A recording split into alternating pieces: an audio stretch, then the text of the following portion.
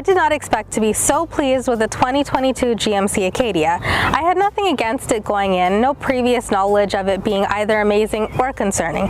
To be frank, I just wasn't expecting much from it. Maybe at the end of the day, that's why I loved it. Let's go for a drive.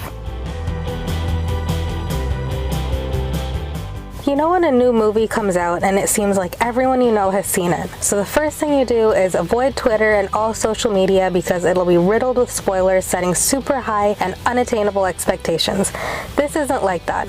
The Acadia is more like one of those unknown independent films that you happen to stumble upon because nothing else is on and you end up loving every minute of it. And you tell everyone about it because it's so good. You enjoyed every minute of it. That's what the Acadia is like. I went into it expecting nothing and came out loving it. The Acadia is super easy to get comfortable in. I'm short, so I mean sometimes getting into these bigger SUVs, it's a bit hard to see around, or I've got to like move the seat around until I can get 100% comfortable. This one was extremely easy.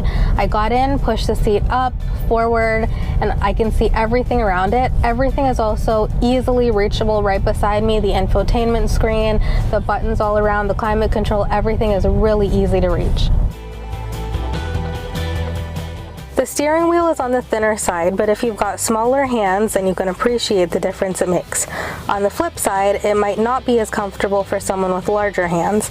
The steering wheel also feels a bit loose, which isn't necessarily a bad thing, but it does take a minute to get used to how light it makes the big SUV feel. The light wheel matched the feel of the gas and brake pedals. Where some SUVs feel heavy to start, this one seemed eager to move. Overall, it's a smooth ride even in the third row. It's not the most fuel-efficient vehicle, but its city rating of 12.6 liters per 100 kilometers and 9.2 on the highway is pretty average for this segment. The infotainment is very basic in the very best way possible, and it can be wirelessly connected to Apple CarPlay. So my favorite part about the Acadia is these climate control buttons down here. They're so easy to use. You just press the button, you can turn on the heat or whatever you want on your feet. To take it off, you take it off.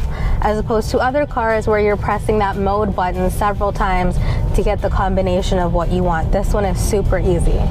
What I don't like about the Acadia is the ventilated front seat. When you turn it on, it is so loud. I never really like ventilated seats to begin with. They kind of make me feel like I peed my pants, and you know, they're always a bit noisy. But this one is just a little bit extra noisy, and it's super annoying while you're driving. It almost makes you want to turn up the volume on your music a little bit louder so that you can hear it better. The Acadia seats 6 or 7. 7 if you get the bench seat in the middle row that will have 3 seats. This tested model has 2 in the front, 2 in the middle, and 2 in the back.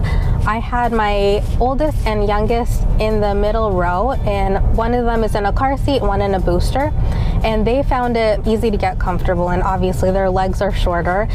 Because their legs are shorter, it was easy to move the seats up, and that way my husband and my son sat in the back seat where they actually had quite a bit of leg room. My husband's only issue with the back row was that he couldn't recline the seats, which I mean at the end of the day is really a first world problem. But I guess on a long drive it could become a bit uncomfortable. That said, if the seats did recline, then there would be even less cargo space than there is already. With both third row seats up, I could fit my umbrella stroller, and that's about it. However, fold down one or both of the 50-50 split seats and there's a lot more trunk space. The AT4 trim starts at $48,698, though this tested one is optioned to $56,473 and comes with a 3.6-liter V6 engine and 9-speed automatic transmission. The Summit white paint is free, but all other colors have an added cost, such as $1,195 for a white frost tri-coat, which is basically a shiny white. There are also 8 optional packages at varying prices, but each adds something different, and you can quickly increase that base price by adding more than one. For example, the AT4 already includes the luxury package, and this tested vehicle has the $2,995 GMC Pro Grade package added that features a head-up display, a 2-panel power sunroof, HD surround vision, and more. You can also add the $1,225 hit the road package if you want the roof rack cross rails, or maybe you prefer the $750 trailering package for an increased towing capacity of up to 4,000 pounds. There's standard all-wheel drive across all the trims, even the base SLE trim that starts at $41,398. Also standard is GMC Pro Safety Plus, which includes rear park assist, automatic high beam headlights, and emergency front braking with pedestrian detection. There's even a little icon on the screen that pops up when someone's walking past you. If you're looking for something more, almost $13,000 more will get you the Denali Trim that also opens up a few more options to add, as well as an included Denali technology package. The Denali is the only trim that features a wireless phone charger, but the AT4 does have a USB and USB-C port right below the climate controls, so you can still charge most devices. As I said before, the 2022 GMC Acadia was surprisingly awesome. I love the simplicity and ease with which my family got entirely comfortable. That said, as technology continues to quickly evolve, I'm sure the Acadia will too.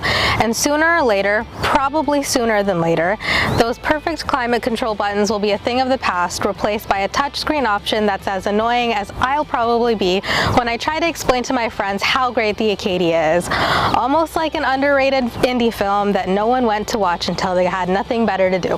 For Driving.ca, I'm Renita Narain. For more news and reviews about SUVs, follow us on Twitter or Instagram.